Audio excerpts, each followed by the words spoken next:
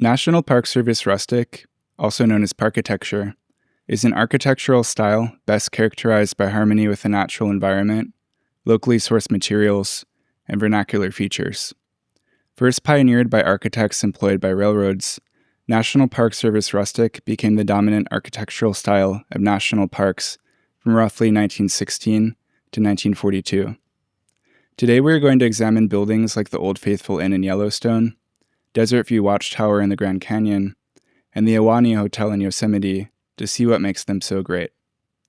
But before we get started, I do also want to just say to our audience, this is a call to action. If you can please, share the podcast with friends a bit, that would help us a lot. We put a lot of effort into creating the content, and it's often hard, to find the energy to make content to promote the content. Yeah. So, I always recommend people just share whatever episodes are their favorite, or maybe just if you're thinking about a friend that you want to get into silent generation, thinking about what random obscure topic we've done that would be of most interest to them. Yeah. And we do like a wide range of topics, so whether you're into urban planning or aesthetics, either works. And pretty much every episode I've done, I've heard is someone's favorite over the years. Yeah. Even ones that kind of surprised me. But Sebastien, have you ever been to any national parks? Kind of embarrassingly, I haven't. I've gotten pretty close. I tried to go to Acadia like 4 years ago, but my car broke down in the town, like right across the bridge from it. So it kind of ruined the whole plan.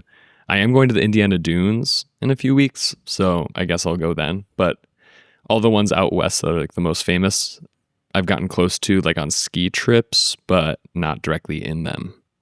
Yeah, the Indiana Dunes National Park, that's the closest one to Chicago. It used to be a state park, and then within the last 10 years, it became a national park. And I've only ever been there once when I was, say, like 13 or 14. I need to go back. And I've been meaning to take the South Shore line there because they have a stop for the Indiana Dunes on the line. That's what I plan on doing. Yeah. How about you? I've been to 3. So yes, Indiana Dunes, Gateway Arc National Park, which I don't really think should be a national park. That should be a national monument because it's, in the middle of St. Louis. It's cool, but it's urban. It's really not a national park. But I've been to that one too. And then the third and final one is Yosemite. And that's like the real deal. I got to go there with my uncle, who's a bit of a car-brained boomer. So we didn't get out of the car too much except for really scenic spots where people take pictures. It would have been cool to go there and actually camp and feel like I experienced the nature more, but it was still really beautiful because I didn't, I'm not a California kid. I'm not a West Coast kid. I really didn't know what it was going to look like before I went, and it was really stunning. Is your uncle from California? Or? Yeah, my mom's side's from California, and I still have family out there, so he's still living in the state. No, that's so California to drive through Yosemite. That's... Yeah, and the Gateway Arch is like super strange to me. I think it just mostly serves to celebrate westward expansion. That's why they made it a national park. But I think that just kind of puts the kind of history of the national parks kind of in perspective. But yeah, I mean, I looked it up and I think it only became a national park recently. It was definitely 2018 or something like that. Really, I thought it was because it was when they changed the name from Thomas Jefferson or something like that. But yeah. I don't know. But yeah, no, it is kind of strange. But the history of National Park Service Rustic, it begins with the National Park Service itself. So Congress designated its first national park in 1872, Yellowstone, and then they designated 13 more parks between 1872 and 1916 before the National Park Service was actually created. So there were these national parks that existed that were kind of poorly managed before they created a dedicated service. Yeah, it's my understanding that the industrialization of Niagara Falls in New York kind of served as this catalyst to create these parks.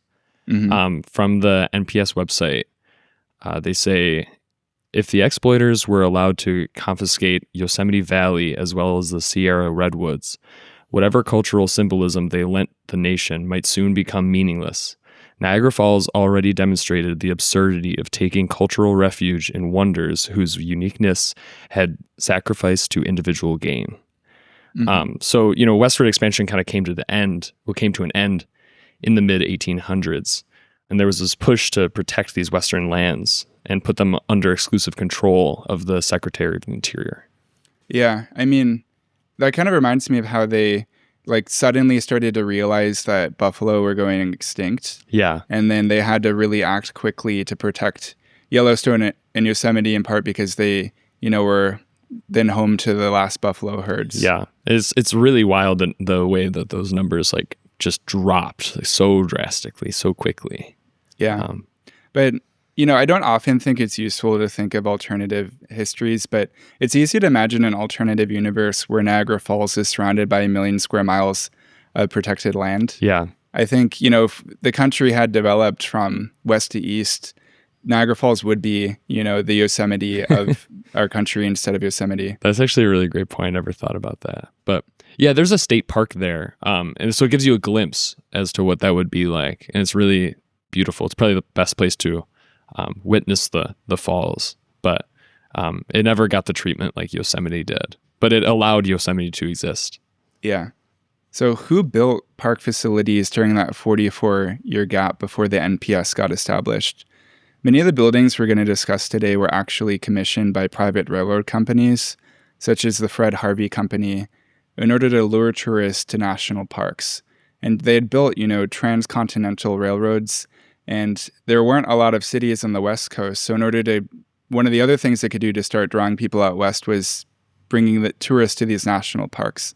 Mm-hmm. And a rustic style organically emerged as architects began to design buildings to harmonize with the natural environment. So it's crazy that National Park Service Rustic, it can be attributed to privately owned rail.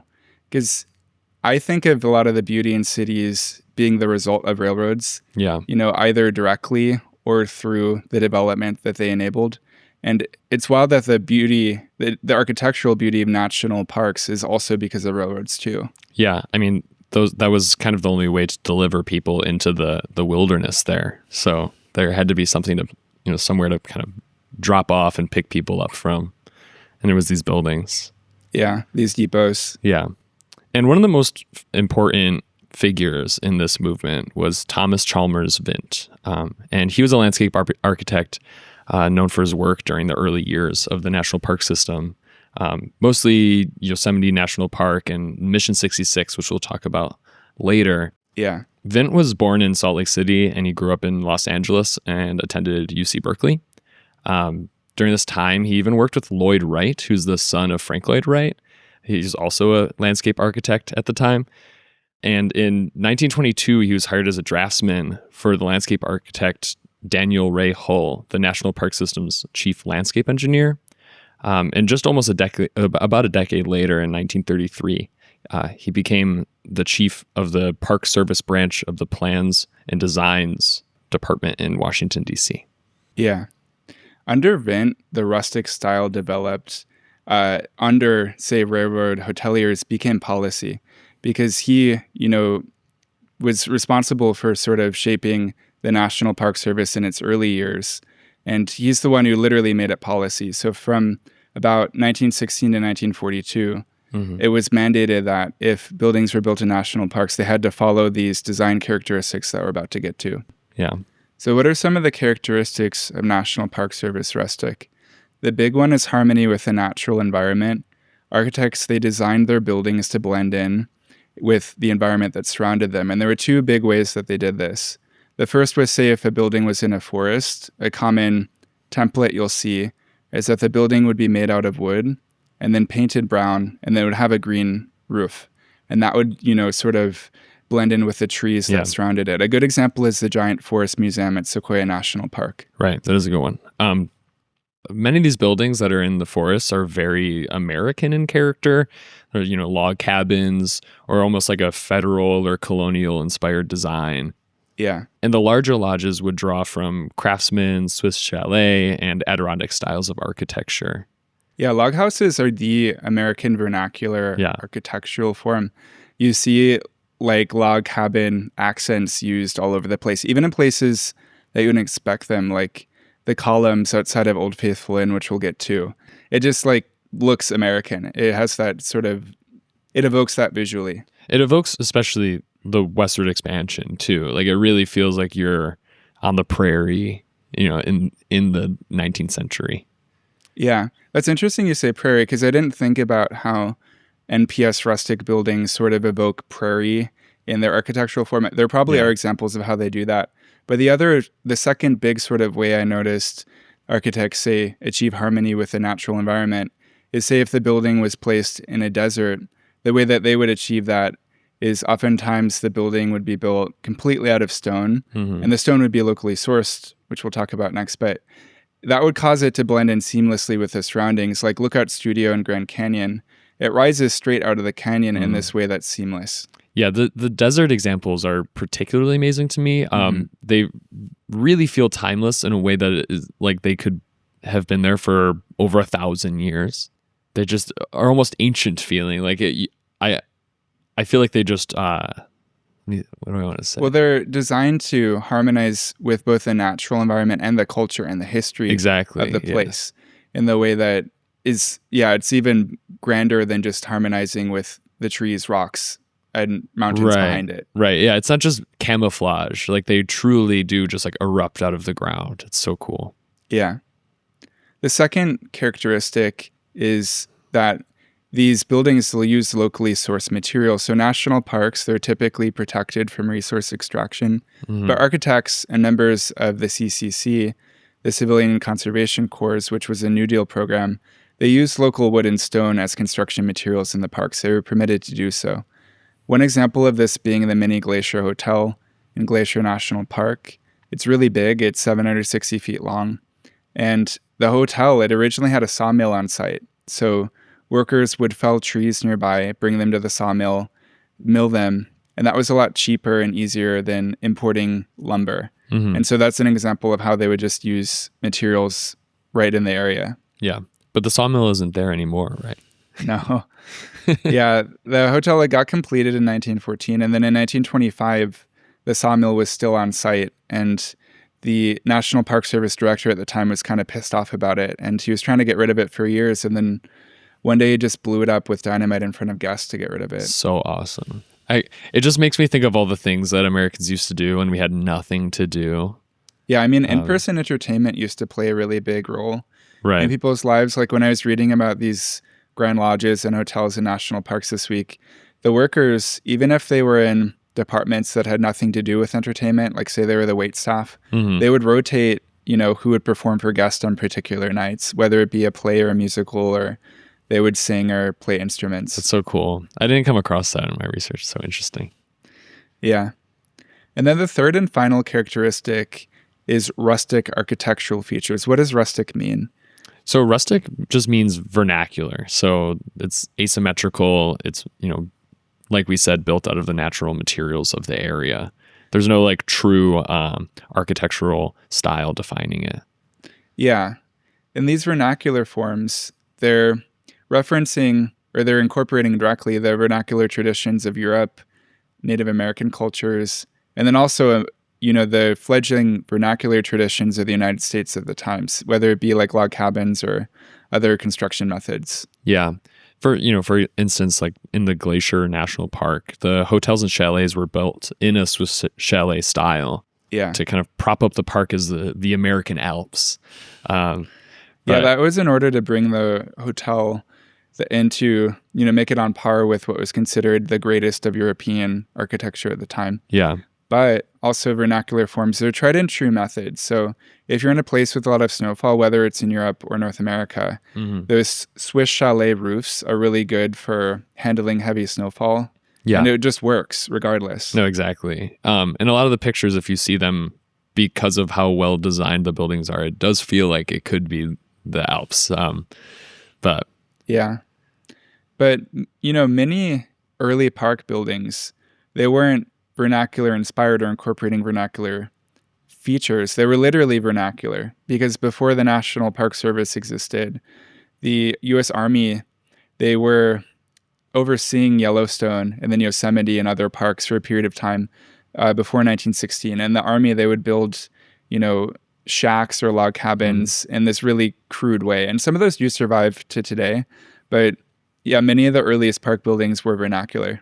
Yeah. But now we can, move on to the parks themselves and some of the buildings they have. We're going to talk about how they look like NPS rustic.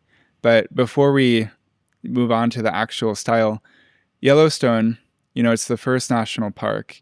It has some buildings that are of other architectural styles because that's one of the sites where the design style first emerged. So Lake Hotel was built in 1891, and that's 20 years after the park got established in 1871. And it was designed in a colonial revival style and painted a soft shade of pastel yellow that feels extremely out of place with the rugged natural environment that surrounds it. It starkly contrasts NPS Rustic. It kind of feels like an affront to God in some ways. Yeah. There's definitely a vernacular precedent in having this type of style in such a landscape. It makes me think of like Mount Vernon or Southern plantations. I think it's good that they separated themselves from this older style eventually and moved on to become more naturalistic. But yeah, it looks a lot more like East Coast, old America. Yeah, to me it looks a bit Victorian actually. It's reminiscent of Soft Countryana or Rococo in that it's pastel. That's why I'm thinking Rococo because like Rococo artwork, it involves a lot of pastels. But in both of those, nature is presented as something to be fancifully enjoyed rather than to be feared. And it doesn't show deference to the natural environment the way that National Park Service Rustic does. Yeah.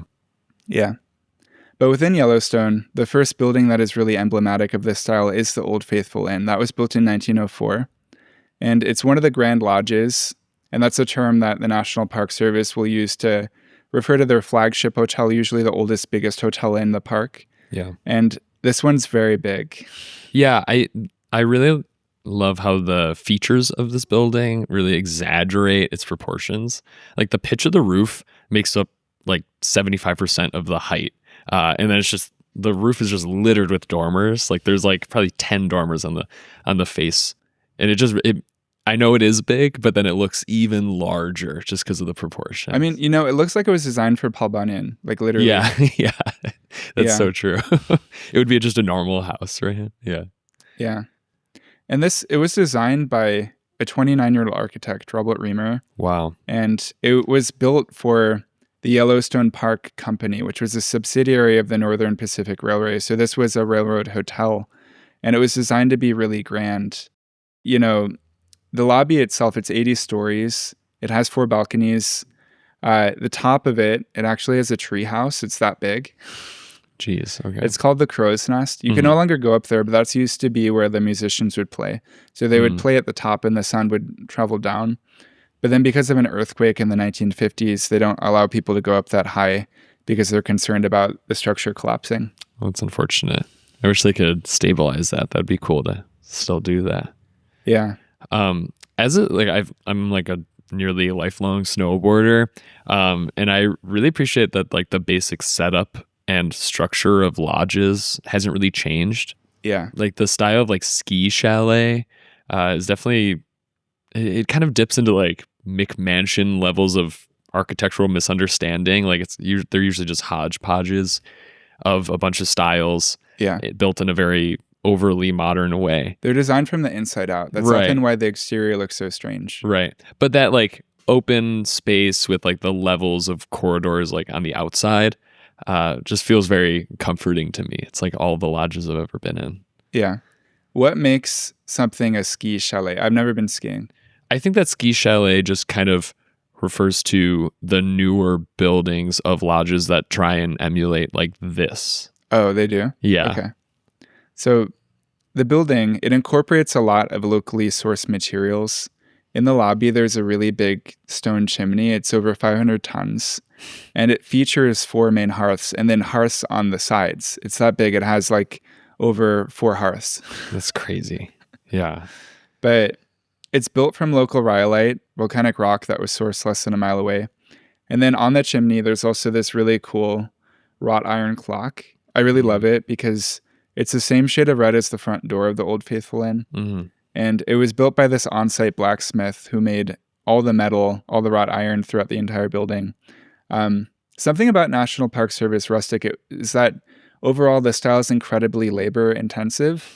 It kind of disappeared, as we'll get to at the end, because of cars, but also because manual labor just became more expensive. And you really needed people working with their two hands like all day Yeah. to get projects like this done. And working in the national parks, which they were, okay with doing at the time, to get these buildings built. But now that we have them, it feels like redundant to have to go back and cut more trees down just to build something else. It was hard to build these buildings too, because a lot of them are in areas with really hostile environments, whether it gets really cold in the winter, it gets really hot, like somewhere in the desert. Yeah. And if you think about workers working there with no climate control, I mean, it was probably pretty grueling. And no infrastructure. A lot of loggers in the West, when they were wiping out all the big trees, they were working alongside a railroad. They were, and the railroads ended at these hotels. So they would have to go out into the wilderness and just do this, just with their bodies. Yeah, no, it was definitely hard work. And one of the ways they would go out to the wilderness, actually, for the Old Faithful Inn, is that the interior, it's decorated with a lot of twisted wooden branches. You can see this in staircase railings. Also within the lobby, with the balconies, there are these columns that have what are called gnarled log brackets. They look kind of like Ys, but they don't provide any structural support. They're purely decorative. But according to one source I looked at, the architect Robert Reamer, he sent a small group of men out looking for the freaks of the forest, meaning gnarled wooden branches. And many of these freaks come from trees that responded to infections by developing bulbous growths, spurls, and twisted branches. So that's why they look so odd. Yeah. But yeah, that sort of celebration of asymmetry is prevalent throughout NPS Rustic. Yeah. And it's all the better for it. Yeah. But it's remarkable to me that, hotels ever got built in national parks, because I feel like with the NIMBYs that we have today, they would be up in arms if you were to try to build something like this, particularly, say, with the Old Faithful Inn, which is literally next to Old Faithful Geyser. Like, there are some pictures on our pictures board that I included where you can see both the Old Faithful Inn and Old Faithful Geyser within the same frame. Yeah. Because the hotel, it was put where it was so that guests could see it at all times. I mean, from, prime rooms that had a view of it. But they actually had a searchlight on top of the building up until the 40s or 50s that would illuminate the geyser at night so that guests could view it at all times. I definitely don't think that development is completely halted in areas like this, like ski towns. I feel like every time I've been to Park City, Utah a few times, and every time I'm there, it looks like a new place. Like there's like an absurd amount of development going on, and mostly hotels or part-time condos and stuff like that. But in terms of like the environmentalist, preservationist kind of movement, I feel like I would find myself generally on their side because like I said, we already have these buildings. We don't need to build anymore. I think that we were just like lucky that they were built at a time where there was like an immense amount of government funding to create very carefully designed and executed plans. We haven't had that since this era of the government. Yeah, I mean, this wasn't built by the government, though. A lot of the examples we're going to talk about today, they were built by private companies for very wealthy tourists. I mean, it was expensive to travel by rail out this far at the time. You had to have a lot of money for it. But I just think that, say we live in an alternative reality where the national park system is being created for the very first time right now. I think that because we have cars instead of trains, visitors of national parks wouldn't have the expectation of spending the night inside of the park because they would be able to drive out of the park by the end of the day. True. Yeah. And I think we would see something that's more akin to, say, Disney theme parks, where there's a big cluster of hotels right outside the park entrance. Yeah. And actually, there are hotels within Disney theme parks, but you would see them outside. I don't think you'd really see people staying inside of the parks except to camp at night. That's fair. Yeah. I mean, I think with that pattern of development that we've taken in the last century, I would probably side with the environmentalists in this alternate universe. I don't know, maybe it's hypocritical, but we just would never build anything beautiful like this now, or like I said, like just like thoughtfully planned or executed. All of the national parks would, I feel like, just become Niagara Falls if we just allowed like private space to just take over. Yeah. I think I agree in that I don't intuitively think it makes sense for there to be hotels inside of protected parks. Yeah. Like there's supposed to be no development. Yeah. But the National Park Service, when they were created, they were tasked with both protecting the land but also making it publicly accessible. Mm-hmm. And those are two competing goals that actually aren't compatible with each other. Right. So I don't know. No, I know. It's a weird kind of paradox. It's just a weird paradox. I don't know. Yeah. And then for the next park we can talk about, we're going to discuss Grand Canyon National Park. And there's one particular architect in National Park Service Rustic who's responsible for creating all of the best examples of it within the Grand Canyon. That's Mary Colter. And she's a really fascinating historical figure because she's one of the earliest female architects. And her designs are like incredible. Probably my favorite ones that I looked at this week. Yeah. Yeah, they're absolutely spectacular. Yeah. So Colter, she was an American architect and designer born in 1869. That's really early. And she grew up in St. Paul, Minnesota. When the city and region, it was still home to a substantial population of Native Americans, particularly the Sioux. And as a child, she was given drawings made by Native Americans by an uncle that became prized possessions and spawned a lifelong fascination with Native American culture. And we'll do our best, but it's kind of difficult to convey how well Mary Colter actually understood Native American culture, because I myself am not super knowledgeable about it. Yeah. But every source I looked at, she was extremely thorough in her understanding of nature, of her understanding of culture, of history. She was always trying to embed information into her designs. She, at a time of, obviously well before political correctness of any form, she was doing everything she could to not just have blatant appropriation in her designs.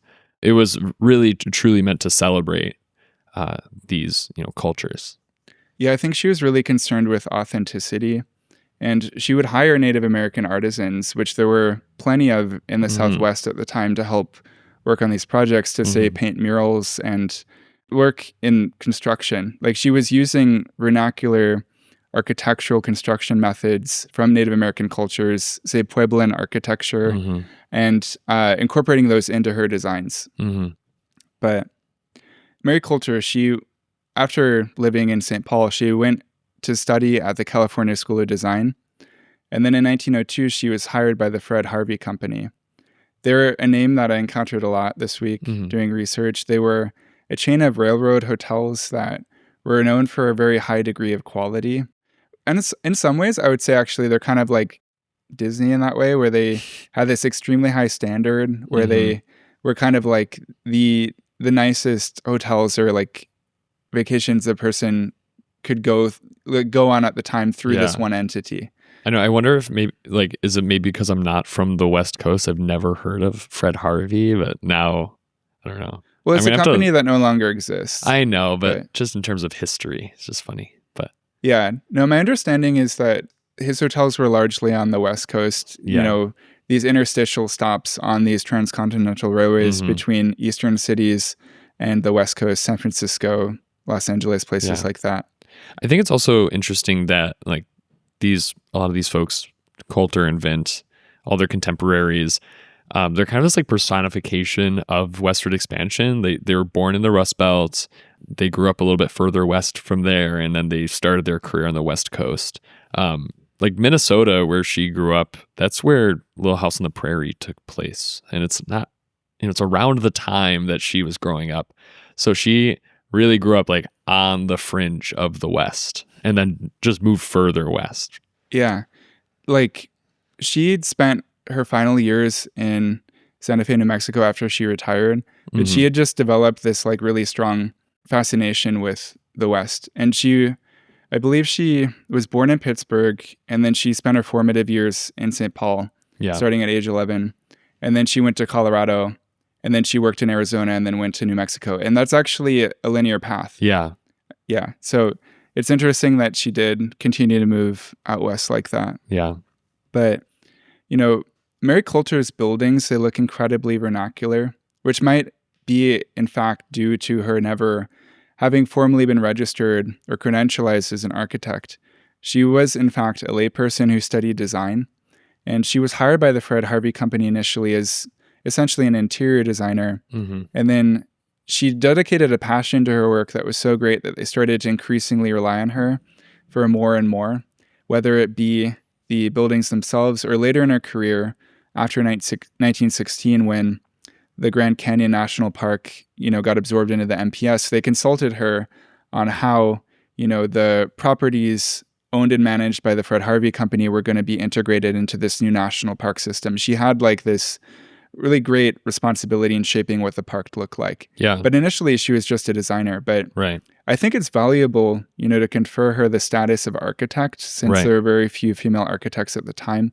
If she had tried to become credentialized, I don't know if she would have been successful. They might have barred her from achieving that. Right. But there's also a lot of value in recognizing that she was never formally trained, and she was able to achieve these really amazing buildings without ever formally studying architecture and celebrating these vernacular styles that, yes, you don't need someone with an accredited degree in order to achieve. Yeah. I mean, for reference to how few female architects there were at the time, the first woman architect, professional woman architect, was Louise Blanchard Bethune of Buffalo, New York. And she became a professional architect when she opened an office alongside her husband in 1881. Mm-hmm. And that's, 29 years before Colter started her career in 1910. So architecture during that turn of the century was very much a man's field. Even Colter, who, designed these renowned structures, is still like not an architect with finger quotes around it. Yeah, there are videos of her working on site where she's the only woman in the shots. Yeah. And it's clear in the video that she is directing everyone on site with everything they're doing. It's amazing. It's so amazing. Yeah.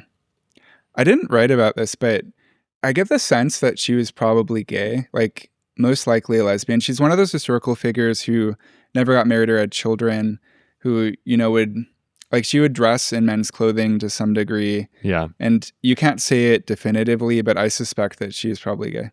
Yeah. I mean, yeah, it's like it's a chicken or the egg kind of thing. It's like, is she dressing like in men's clothes to kind of have that's how a professional person dresses, or I don't know.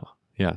Yeah. I mean, you still see that in the corporate world today, where women will, at the upper echelons, wear will pantsuits, sort of emulate the predilections of men, where Yeah. they'll get like really into sports and Yeah. like they kind of need to act like a boy in order to get into the boys' club. Yeah, like Samantha in Sex and the City. Mm-hmm. That happens for sure. But all in all, my way of just viewing her is that she was a genius. Yeah.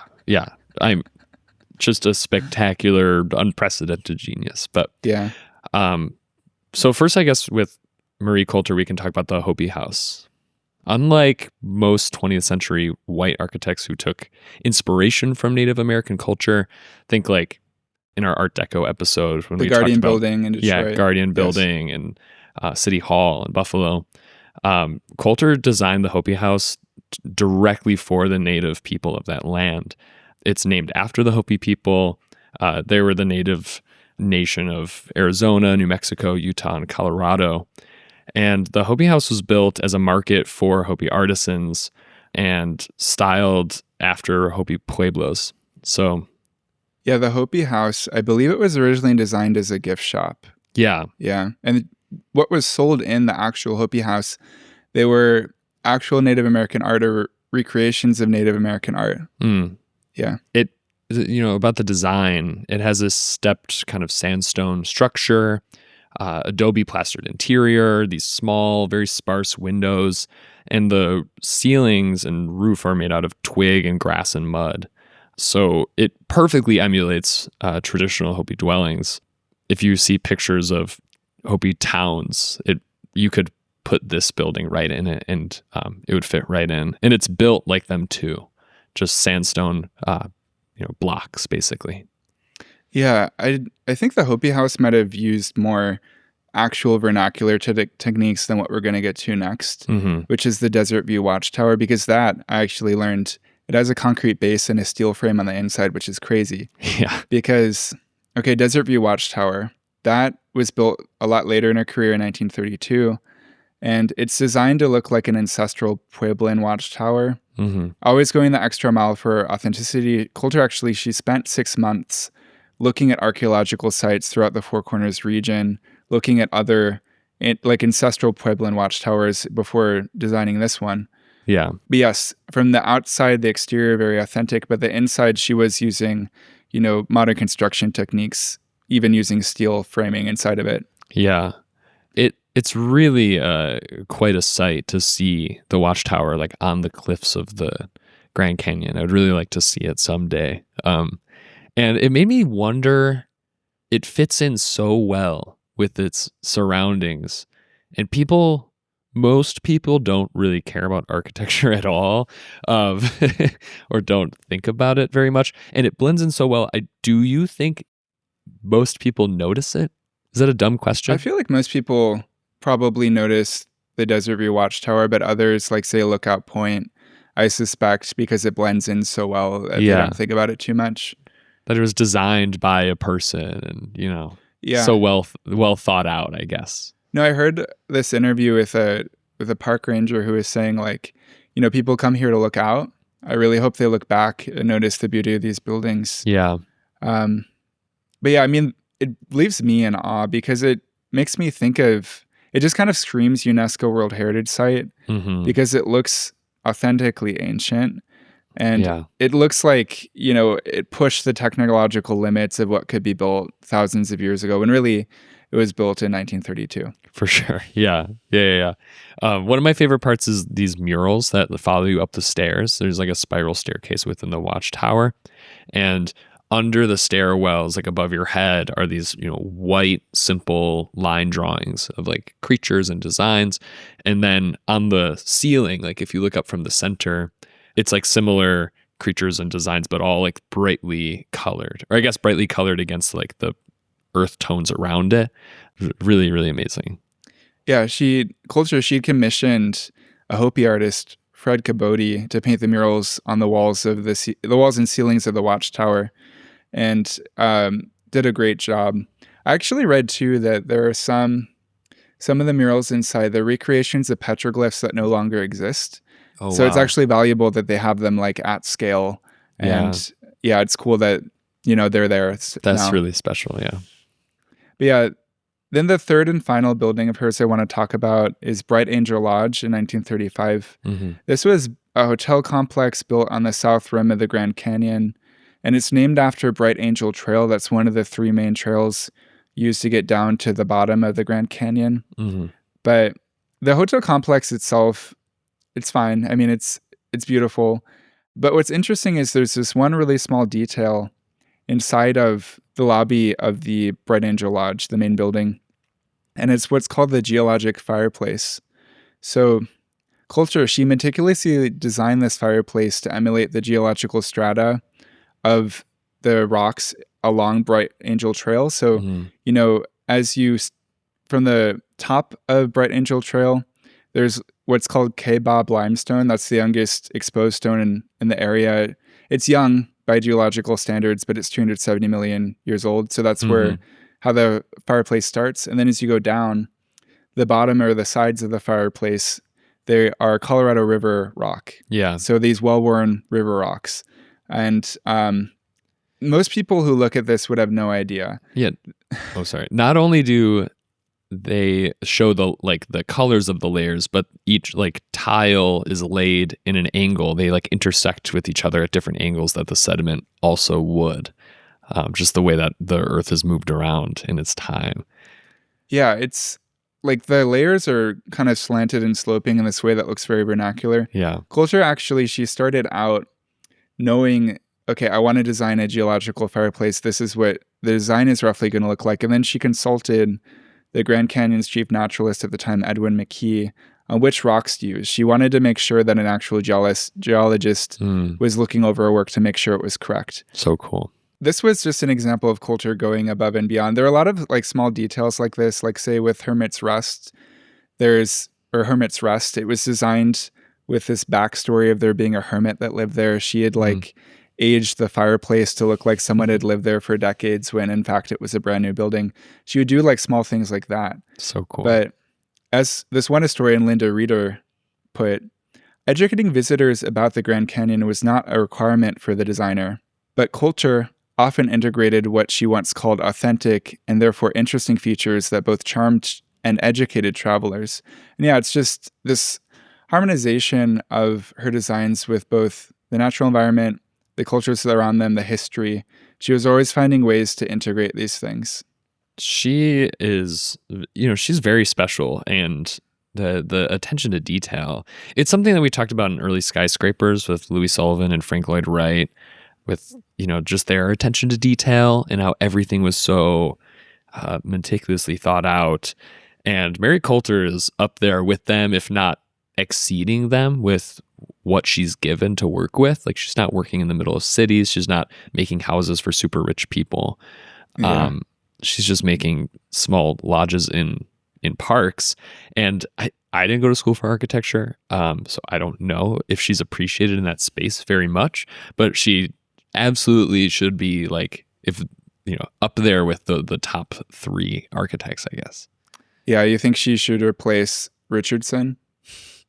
Maybe she's the 4th. I don't know, because it's a different category than what they were doing. Yeah, her career, it kind of bleeds into landscape architecture, but I actually learned about who Mary Colter was from a landscape architect. One of our listeners, I was talking to him on Instagram. And yeah, I think that architects and people in landscape architecture, they've heard of her before, they know her name. But in general, she doesn't have a lot of name recognition with the general public. Yeah. But next we can talk about Yosemite National Park. The first building I want to talk about inside of it, it's actually a railroad depot for the Yosemite Valley Railroad. This was the Yosemite Valley Railroad Depot at El Portal. Yeah. So the Yosemite Valley Railroad was this short spur line that serviced El Portal on the western, it's a little town on the western boundary of Yosemite National Park, from Merced, California. So it was an 80-mile long route along the Merced River. Yeah.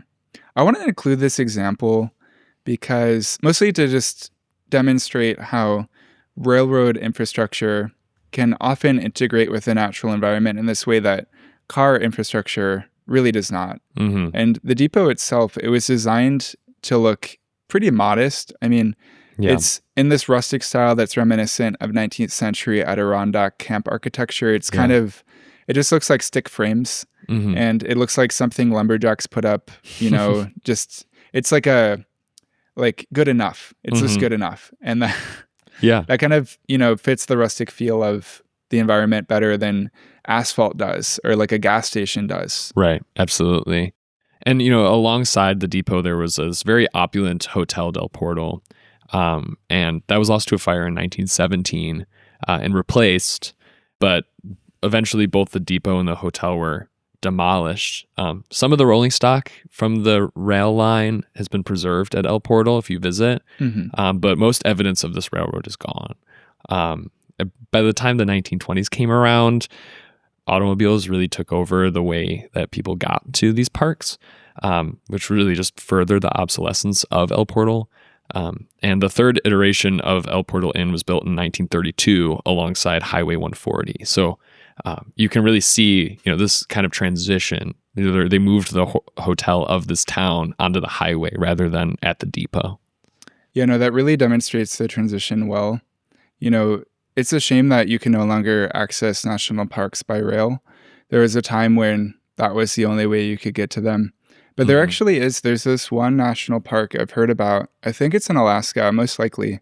But you get to the entrance of the park, there's a road for a short segment. And then you reach a parking lot, and then you need to take a bus deeper in.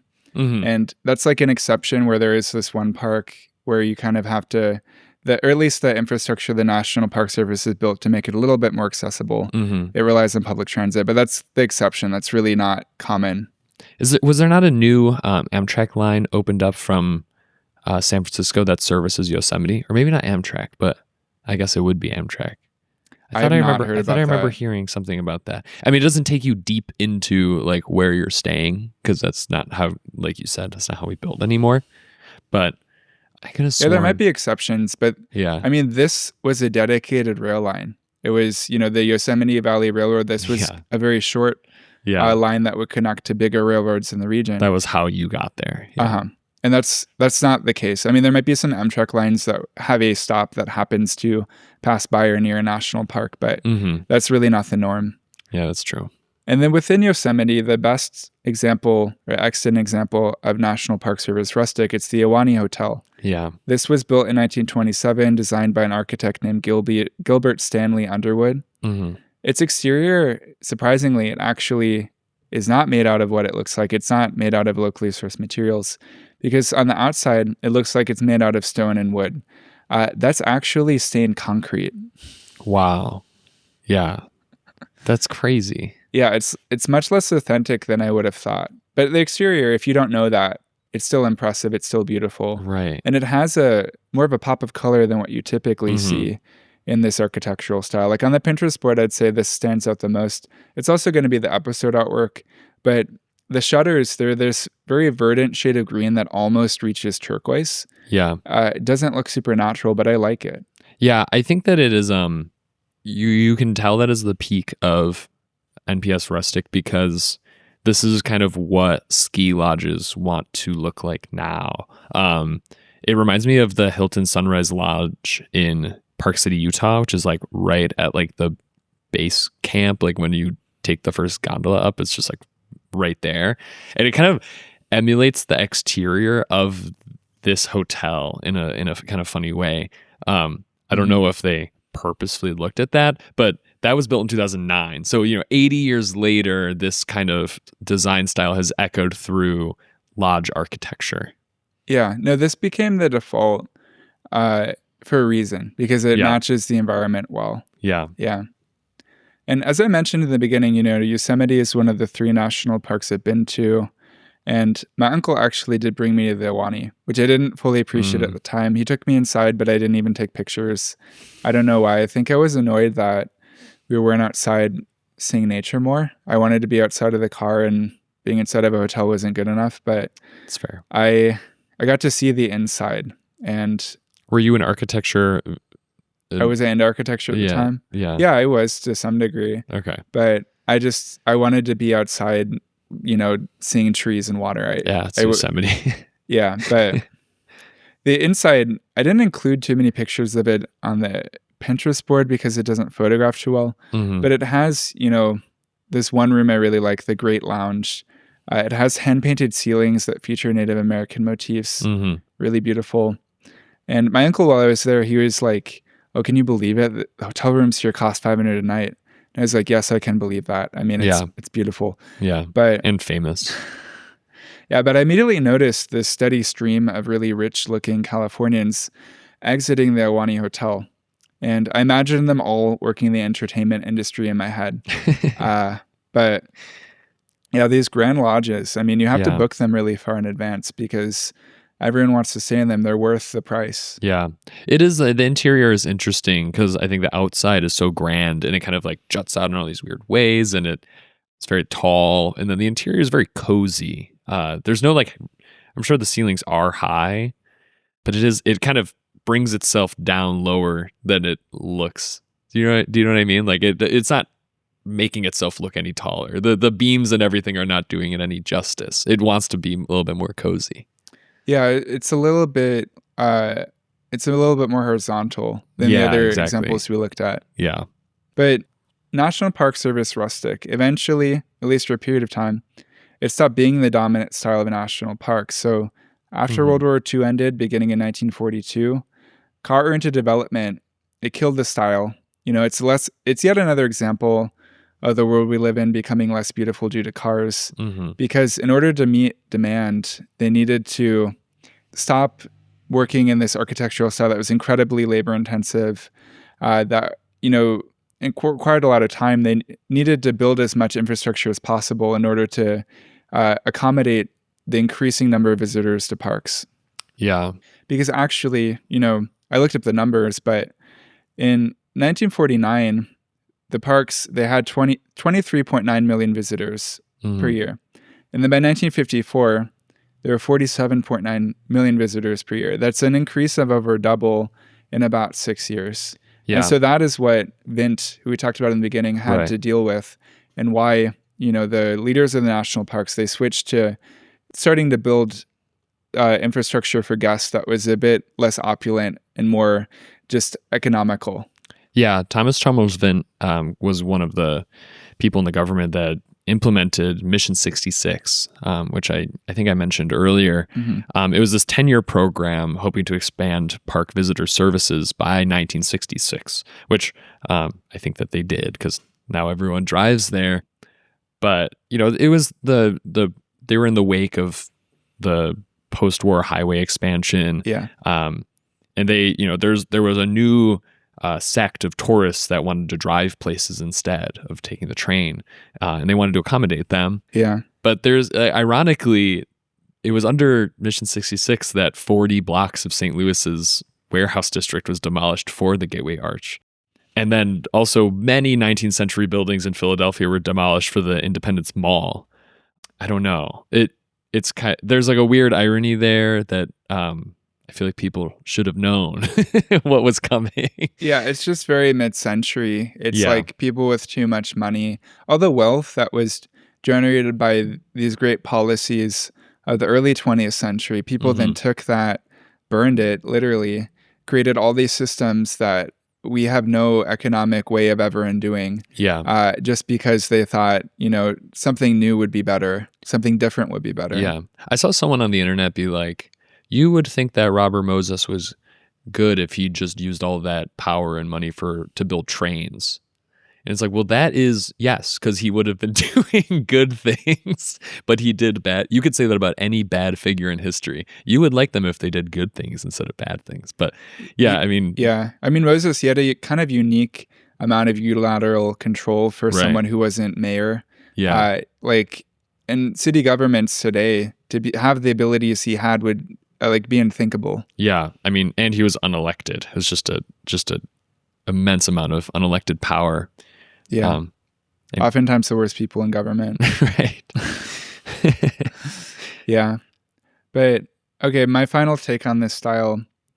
I love National Park Service Rustic because it really spits in the face of the arguments that modern architects make against emulating older architectural styles, because they say it's not authentic to, emulate these older styles. And okay, sure, National Park Service Rustic, if we're building it now, it would be anachronistic, but it still harmonizes with the natural environment. It harmonizes with the history of the area.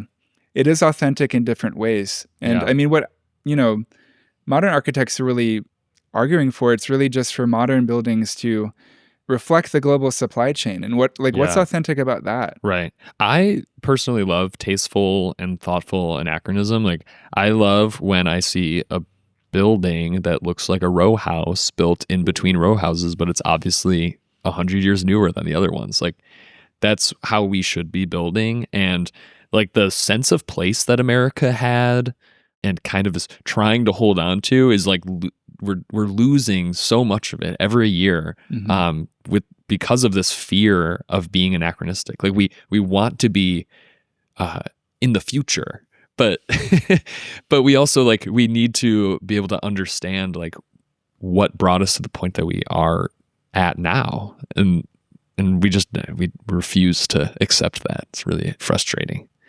Yeah, I mean, I think overall leaders are less resistant to the general public being like, we want this to be designed in an old way. Because my understanding is that the National Park Service, beginning in the 80s, they started to build newer lodges, newer amenities that were in line more with National Park Service Rustic than what they were doing in the mid-century. It's not, they can't really achieve true National Park Service Rustic now because it's too reliant on manual labor. Yeah. But they're getting closer and they're giving the public what they want. Yeah. No, that's true. Yeah. Do you have any final thoughts? Yeah. I mean, I would also like to add that, despite all this careful attention to detail and nods to Native history that say Mary Colter had, she was kind of the perfect example of this. But these only really became national parks after a very, very violent history of westward expansion. These lands were named parks in the name of like white leisure, and they completely ignored the people that took care of them for millennia. Earlier this year, the federal government ordered national parks to remove dozens of signs related to the violence against Native Americans and climate change and environmental protection. And it's vital that these lands continue to be protected in the future from industry and private ownership, because that's one, the least that we can do, and two, why they were made in the first place. And involving Native Americans in that process is, incredibly important. And the way that it's going right now just seems really tough. And I just wanted to say that national parks are amazing to visit, but there's like a really complex history as to like why they even exist, that we didn't get into in this episode. But yeah, I just needed to. Yeah. Thanks for adding that. But yeah, thank you everyone for listening this week. As we said in the beginning, please, share an episode with a friend if you can. And next week's episode is a bit related to this with landscape architecture. I'm sure that, some of the themes we talked about this week will lead into that. But thank you, everyone. Thank Bye. you.